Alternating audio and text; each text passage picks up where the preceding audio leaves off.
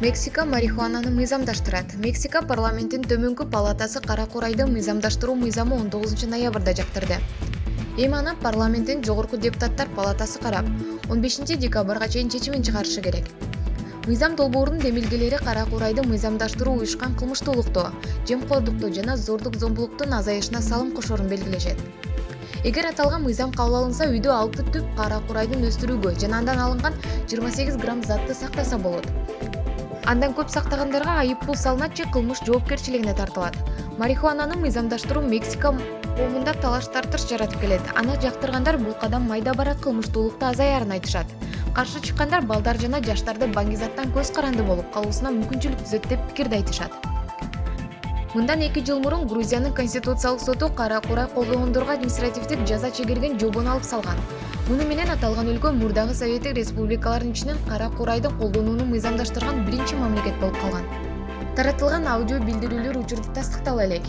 Элчилик бул маселени көзөмөлдөп жатат жана Казакстандын компетенттүү органдарынын өкүлдөрү менен тынымсыз байланышты деп айтылат билдирүүдө. Клара Сооронкулова өз билемдик кылып депутаттарды мажбурлап, жаңы конституцияны кабыл алдырууга кимдин укугу бар? Бул жерде баш мыйзамга өзгөртүү киргизүү жөнүндө сөз болуп жаткан жок. Бул жерде жаңы баш мыйзам жөнүндө сөз болуп жатат. Жаңы баш мыйзам качан кирет? Эгерде коомдук мамилелер, тарыхы ушунчалык өзгөрүп, анда баш мыйзам тормоз болуп жатса, бизге жаңы конституция керек деп. Коом консенсуска келип, конституцияны кабыл алат. Азыркы учурда болуп жаткан көрүнүш конституциялык төңкөрүш деп билдирди президентке талапкер Клара Сооронкулова. Ошондой эле ал ар бир мыйзамда жаңы конституцияны кабыл алуу тартиби көрсөтүлгөн эместигин белгиледи. Кече Садыр Жапаров мүчөлүштүк кеткен, көрсөтүлбөй калган деп айтты. Туура, көрсөтүлбөй калгандан кийин процедуралардын баарын бузуп, өзүн билемдик кылып депутаттарды мажбурлап жаңы конституцияны кабыл алууга кимдин укугу бар? Эгерде жаңы конституцияны чындап эле муктаждык болсо, анда ошону бизге идея кылып көрсөтүп берсин. Алгач концепцияны болушу керек. Ошонун негизинде долбоор иштелип чыгышы керек. Концепция боюнча консенсуска келиши керек. Андан кийин долбоору кеңири талкуулап, кабыл алышыбыз керек. Бирок ошондой эле процесстер жүргүзүүгө азыр шарт барбы?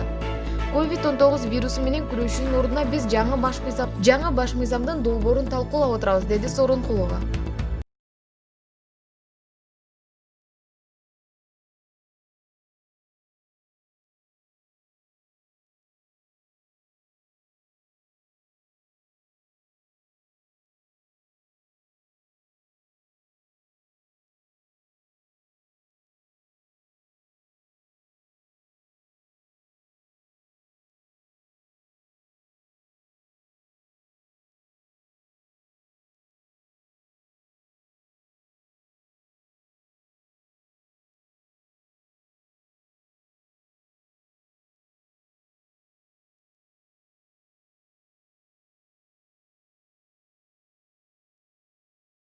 Кыргыз Республикасынын айыл чарба товарларынын айрым түрлөрүн Евразия экономикалык биримдигинин аймагынан тышкары ташып чыгууга убактылуу тыюу салуу жөнүндө өкмөттүн токтому кабыл алынды.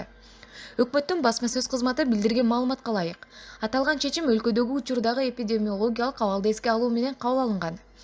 Ага ылайык көрсөтүлгөн товарларды 6 ай сыртка чыгарууга тыюу салынды. Аталган тыюу салуу ири жана майда мал жандыктарга, уй, канаттууларга, дан эгиндерге, кумшекерге жана башка айыл чарба продукцияларына тиешелүү. Өкмөттүн токтому кечээ 19 ноябрда күчүнө кирди.